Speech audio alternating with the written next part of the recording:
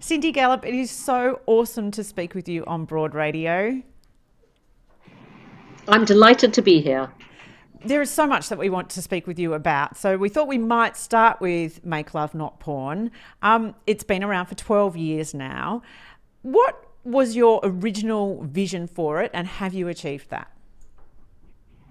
Sure. So, Make Love Not Porn started as an accident. A clunky little porn world versus real world website born out of my dating younger men and discovering that when we don't talk about sex in the real world, porn becomes sex education by default.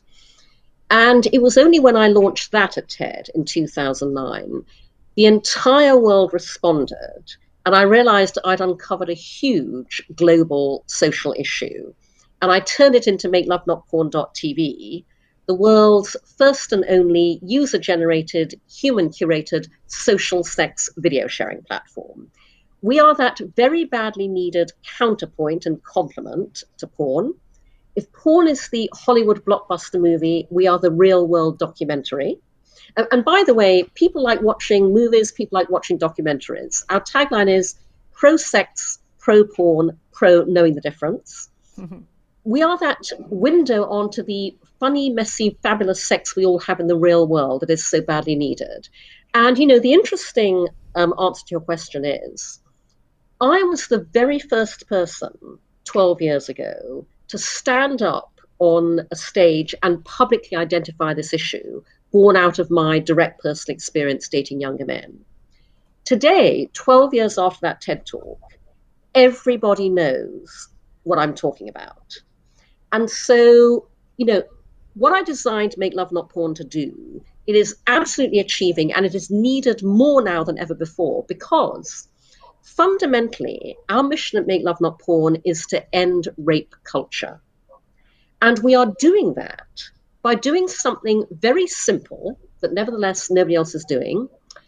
What we do is we show you how wonderful great consensual communicative sex is in the real world. Our wonderful Make Love Not Porn stars in our videos role model good sexual values and good sexual behavior. And we make all of that aspirational versus what you see in porn and other areas of popular culture. So yes, we are absolutely doing what I designed Make Love Not Porn to do. And what we do is more needed now than ever before. And by the way, especially in Australia. Why do you say especially in Australia? Because actually, it's also true of the UK as well. But various events around the world, and by the way, we're a global platform, and Make Love Not Porn has traffic and members from 187 countries. But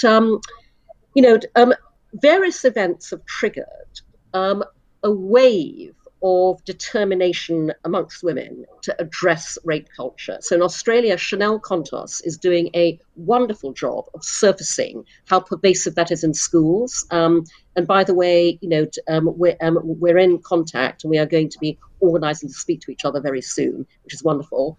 In the same way, by the way, that appalling incidents in the UK have actually driven a real wave there. Now, people are more determined than ever before to do something about rape culture. And so that is why we are especially relevant right now. Absolutely. So, Cindy, I have 2 daughters. One of them's 14. And one of the interesting things in reading a lot of your work and watching your work is that really resonated with me is that it seems to me she is at risk, if we want to put it that way, not just from porn in the sense that we understand porn, but also, as you just indicated in your previous answer, from the wider culture, whether that's advertising, how sex is portrayed in Hollywood. Which area do you think is the greatest risk? Because I think as parents, we automatically assume it's porn, that's the thing that's going to be dangerous. Do you think that's true, or is it the wider culture that's more dangerous? Do you know, that's a great question. And the really depressing answer is it is literally everything surrounding us, because it is what we see in movies, in TV, streaming on Netflix. And what it all stems from is the fact that every single industry in popular culture is male dominated and male led. And so what we see predominantly is through the male lens. And, unfortunately, because that has become so much the norm, many women have internalized that as the way to look at the world and the way to create, output in popular culture. So, I've been trying for years to address this in my own industry, advertising, because women are the primary target for advertising. We are the primary purchasers of everything and the primary influencers of purchase. But the advertising industry is male dominated. We are sold to ourselves all the time through the male gaze. And so we really have to address this in every single industry. And the good news is that in every single industry are women and right-minded men, and by the way, non-binary trans individuals who are determined to change all of this. And every single one of us, every single day, taking actions to do that can absolutely make this change. But it really is, unfortunately, that embedded in the fabric of our society, and it requires all of us to change it in every possible way. And Cindy, that's very much one of the reasons why we're creating Broad Radio, because the media, and particularly radio, is very much through a male lens. And I see the impact on that, on the way women see themselves and the narrative that we are taught around us. It's skewed by a male voice, very much so. But what do we need to then learn and tell our children about I suppose really engaging with who they are and embracing who they are and loving who they are away from that lens? Do you know what I would say to all parents, and by the way, to everybody, and everybody, incidentally, who has any influence of children, as I'm childless, but I absolutely give my nieces and nephews the benefit of my advice, trust me. But, I have to tell you one fabulous example of what I mean, which is a friend of mine, Caroline Detman, over here in the US, a wonderful woman who started an agency called Have Her Back, which is all about addressing everything we're talking about. And she tells this anecdote of how decades ago, her mother took her as a kid to see the movie Grease. And obviously, by the way, I love the movie Grease. I could watch it endlessly. We all love it. The songs are fantastic. John Travolta, Olivia Newton-John, they're wonderful. But I love the fact that Caroline says that, there she was sitting enjoying the movie. And when they left the movie theater, her mother said to her, very, very emphatically, Caroline's never forgotten it. She said, "Caroline, never, ever change for a man." And obviously she's referring to the last scene in Grease, where, as we know, Olivia Newton-John comes out, and Caroline's sort of sitting there as a kid going, "Whoopee, this is wonderful," and her mother's going, "Never ever make yourself over just to please a man." And I bloody love that her mother said that. That is literally, sad but true. These are the mini interventions that we all need to have every single day and when we can. I have absolutely, with my nieces, and obviously incidentally, one has to be very careful what one says to one's nieces and nephews when, your sisters, are, looking out for whatever might be said. But I've absolutely said to each one of my nieces, never do anything just for a man. And I've said that especially on the career path. Do not follow a man somewhere, and obviously from the height of my great age, I'm 61, I know perfectly well that who you're madly, besottedly in love with in your 20s, you will look back one day and go, "What the hell was I thinking?" But I talk to so many people, and I do personal coaching, and I always ask people to tell me their backstory first, to talk me through, and literally from the beginning, born, raised, because that tells me a lot about who they are. How they tell their story tells a lot about. And, the the number of people, and by the way, this also applies to men, not just women, but the vast number of people whose career path involves, I followed a man to this country, to this city, to this other state in the US. I moved to such and such because, in the case of men, it's, I followed a girl, I followed a woman. And by the way, sometimes that works out for the best, but quite a lot of times it doesn't. And so, I just think that, even if people don't seem like they're receiving this kind of advice well, the onus is still absolutely on us to give this advice, make these points, intervene where we can, bring a different lens to bear, encourage, girls and boys to look at things differently, with anybody where we have any influence whatsoever. So, daily mini interventions. That's really interesting, Cindy, because I'm sure you're familiar with the concept of microaggressions, which a lot of people from minority groups, talk about having those sort of daily grinding down. To me, that is the opposite. That is what I try and do with the kids, and in my work, and I know Jo does as well, wherever you can, those teachable moments, which sounds very lofty and wanky, but wherever you can intervene. You're watching Grease. Let's talk about Rizzo. Let's talk about why she's being slut shamed. Yep. Let's talk about, how she's being represented. And then, as you say, at the end, let's talk about why did Sandy have to change? Why did Danny not have to change? And you can do that rather than sitting down and having the talk. You can do that every day in different situations. No, absolutely. I am a huge believer in microactions. And that's because, to your point, change happens from the bottom up, not the top down. Every single one of us, every single day, taking microactions. And the point about that is these are so small and simple and easy to do. Cumulatively, they add up at scale to enormous impact. And you're absolutely right. The opposite of microaggressions is micro-interventions. When you see something happening, something inappropriate, something racist, absolutely intervene and absolutely bring a different lens to bear that will make everybody think differently about what they do going forwards. I have to say that my daughter is 12, and she rolled her eyes at me the other day and said, "Mum, not everything is a teaching moment." Which, so sometimes, they call you on it because they just want to live as well, which is fair. But I'm reminded of that old adage, Cindy, that you show, not say, in a lot of ways. And that's very much what you're doing with Make Love Not Porn. I do watch it. I love it. And it's demonstrating to all of us a different way of being with a partner, which is really glorious and beautiful and real, as you say.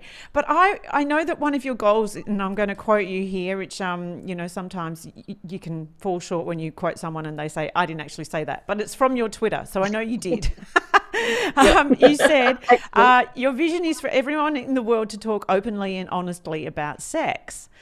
And I think that's amazing, but I also think that we are often, most of us are raised to kind of be embarrassed or deeply ashamed of ourselves as sexual beings. And I wonder, how can we reach acceptance of ourselves as sexual beings? Sure. And so this is absolutely what Make Love Not Porn is all about, because we are socializing and normalizing sex. We're bringing it out into the sunlight. And to your point, you're absolutely right. I designed Make Love Not Porn around my own beliefs and philosophies, one of which is absolutely communication through demonstration. Don't say it, be it. And so I think, the really interesting and powerful thing about Make Love Not Porn that absolutely means we have the ability to change people's sexual attitudes and behavior for the better is that all around us in popular culture, we see narratives and creative expressions of relationships, but we never see the actual sex. On Make Love Not Porn, you get to see the actual sex, but you also get to see the relationships. because those two things are indivisible in our social sex videos. And when I say you get to see the relationships, I don't just mean you get to see healthy relationship dynamics modeled by couples, threesomes, we are fully inclusive with all of that. You also get to see the healthy relationships our solo Make Love Not Porn stars have with themselves. Because we have many solo videos, men, women, non-binary, trans individuals who have shared these very intimate videos of how they masturbate, how they love themselves on our platform. And those absolutely demonstrate what a healthy relationship with your own sexuality, your own body looks like. And our members find these transformative. I mean, they find all of our videos transformative. But, they absolutely say in the comments and when they write to us how our videos make them feel better about their own bodies, make them feel able to have a greater sense of sexual agency, make them lose guilt and shame and embarrassment. And by the way, in really powerful ways as well. I mean, I'm blown away by how well Make Love Not Porn does what I designed it to do. I'm also blown away by how well it does things I never designed to do. So we hear from survivors of rape, sexual assault, sexual abuse. We hear from women and men in this context who tell us that Make Love Not Porn helped them reclaim their bodies, help them feel able to be sexual beings again in a healthy way. And so, it is extraordinary how powerful the impact of drawing back the veil on what we're all really doing in bed in the real world, and showing you people who are entirely comfortable with their sexuality, who are having a wonderful time, of all ages, by the way. Again, a very powerful part of what we do is that older people love the fact that we celebrate Make Older Love Not Porn. And people just respond to that astonishingly well. And that is absolutely how you embrace your sexuality and revel in it, and find it therefore enormously empowering. I often say that if I can get Make Love Not Porn funded to scale the way I want to, not only will we end rape culture, you will see productivity shoot up in offices all around the world, because that's how powerful comfortable, relaxed sexual energy as a natural part of us is. Well, people respond to truth, don't they, Cindy? They respond to truth, and that's what you're doing. And taking that and running with it, let me tell you a truth of mine, which is a bit raw, but I am recently out of a 21-year relationship. So I haven't dated since the late 90s. So I'm not ready for dating yet, I must say. But at some point I will be, and I have to take this opportunity to say to you, or ask you, what the hell do I expect? Because I think things have changed. So do you know? So I'm very open about the fact that I date younger men casually and recreationally. I've never wanted married. I've never wanted children. I adore being single. I cannot wait to die alone. And I date younger men for sex. But interestingly, people looking for their soulmate should consider applying the same principles I do to dating casually. Because, I meet the younger men I date on cougar dating sites. I applaud the rise of the niche dating site where everyone knows exactly why they're there. But no matter how casual the relationship, I've one fundamental criteria. They have to be a very nice person. I have fantastic radar for very nice people. As a result, I only date utterly lovely younger men. But I'm highlighting that to you because when people date looking for a relationship, a soulmate, must be a very nice person is not normally number one on their checklist. There's, got to have a job, got to have ambition, got to have drive, And I highly recommend making your absolute number one criteria be, are they a very nice person? Okay. Oh no, I think that's very good advice. And can I just add, I'm not looking to ever live with anyone again. Let's just put that in there. Right. Yes. Oh my God, the joy of living on one's own. Absolutely. But here's another principle of how I approach dating that may entertain your audience. So when people, online date or whatever, they set up that crucial first date IRL, what people will say to their friends is, oh, well, the only thing that matters is that, he's attractive to me, she's attractive to me. That's all I'm looking for. Not true. Because when you walk into that bar or that coffee shop, wherever, where you're meeting that person for the first time, the thought that all too often goes through people's minds is, what would my friends think if I walked into a party with this on my arm? They are looking for socially endorsed attractiveness. In my case, I'm not, because if I like them, I'm taking them home and shagging them. So, I'm not worrying about what anybody will think of any of my younger men. And by the way, the younger men I date absolutely do meet my friends in due course and have done. And, but my first criteria really is, are they attractive to me? And I don't give a damn what anybody else thinks.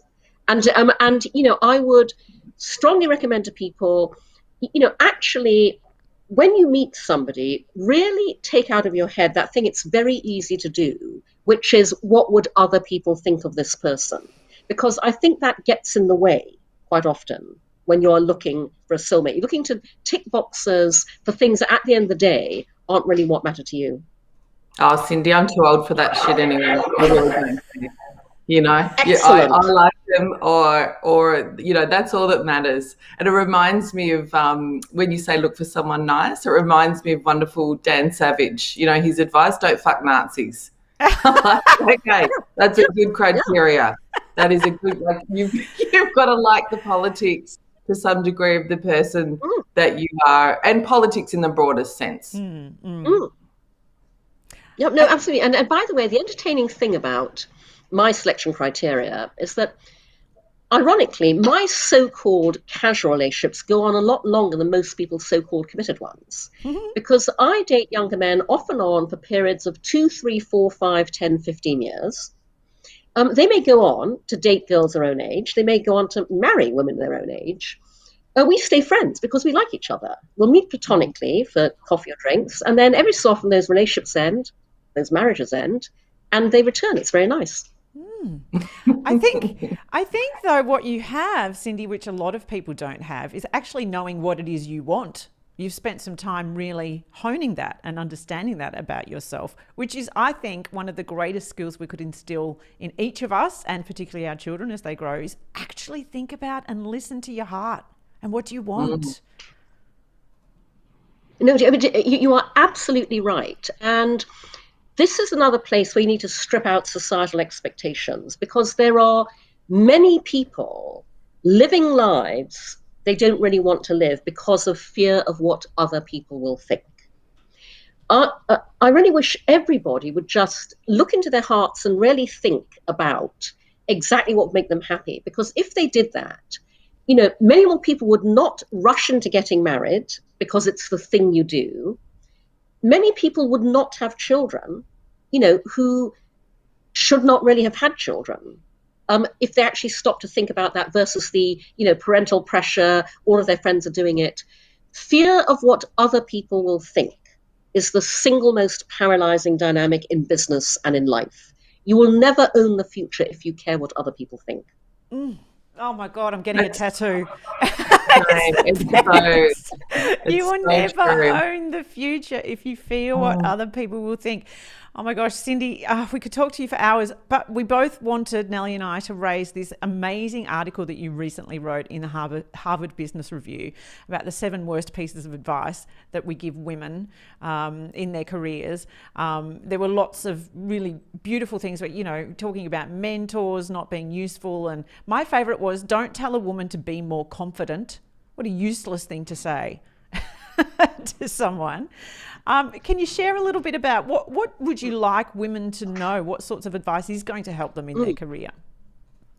Sure. And do you know, I was thrilled to write this article. It's actually the second article I've written for Harvard Business Review with my friend Thomas Hamoro Premuzic, because honestly, you know, before anything else, this is what I really want every woman to have in her mind every day as she goes to work.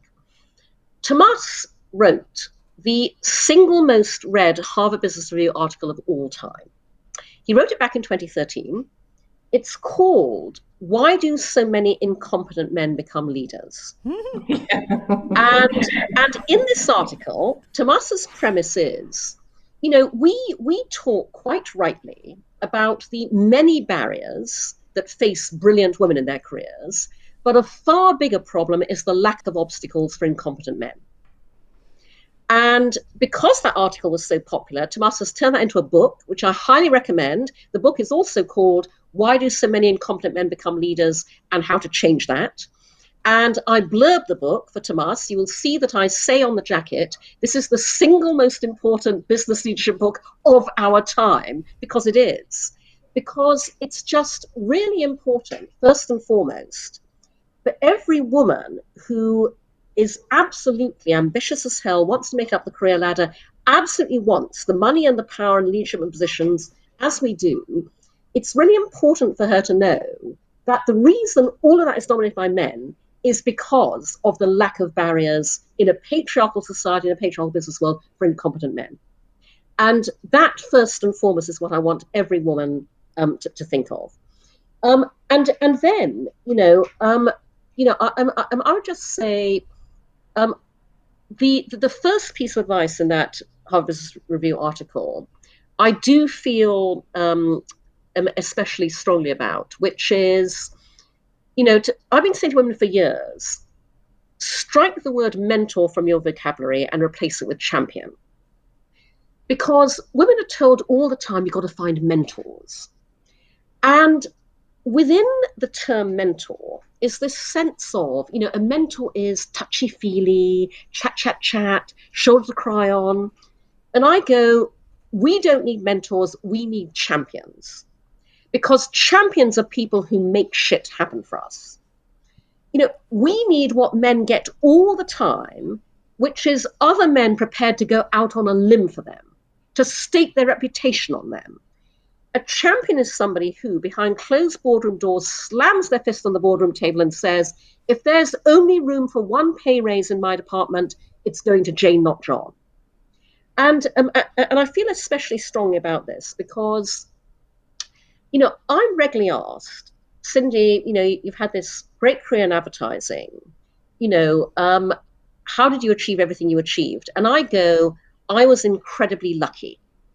And I was incredibly lucky for two reasons. The first is that I was never sexually harassed in a way that destroyed my career prospects. And by the way, I was totally sexually harassed. But unlike all too many women, it never happened in a way that derailed my career. And the second thing is that I entered advertising in London in 1985. I can literally count on the fingers of one hand how many female bosses I had in my career, 2, because advertising is massively male dominated. But I was lucky enough to work, for Dave Trott at Gold Greeny's Trott, for, Bartle Bogle and Hegarty at BBH. I was lucky enough to work for men who saw my potential before I did, who believed in me, championed me, and wanted to see me succeed. And that is what got me all the places I got to go, And so women find champions, men bloody be champions. And I say that because unfortunately there aren't enough women in the upper echelons of companies to be champions as well. And then the last thing I'd say about the article that you absolutely highlighted was, I get really fed up with women being told to be more of something when actually we should be telling men to do a damn sight less of something. Mm-hmm. We are told all the time to change our vocabulary. Oh, ladies, stop saying sorry so much. Eradicate the word. Honestly, the world would be a far better place if we stopped telling women to say sorry less and told men to say sorry a damn sight more. Mm-hmm. Every single man, every day, saying sorry repeatedly, endlessly, would result in a far better business world and a far better world generally. So honestly, women, stop and think when you're given bad career advice. go, should I be doing less of this, or should men be doing a whole lot more of it? Imagine if we taught more men to say, is that all right with you? Is that okay with you? Exactly. Which is another thing we get told not to say. Yeah. Yeah. Oh, Cindy, it's just been such a joy to speak with you. You describe yourself as the Michael Bay of business because you blow shit up. And I just am grateful that there's someone like you in the world doing exactly that, because you're a real trailblazer. You're a role model for me and many, many, many, many thousands of women around the world. And you're changing people's lives very much so with makelovenotporn.tv. Check it out. Cindy, what a delight to speak with you. Thank you so much. Thank you. It's been an absolute pleasure. And, I would just love to see everybody taking everything we've talked about and going out there with these micro actions, with these micro interventions every single day, because we absolutely can change all of this. We're going to do it, Cindy. We're going to do it for you. Excellent. Thanks, Cindy. You have a great evening. You too. Okay. Have a great day, guys. Been great talking to you. Bye.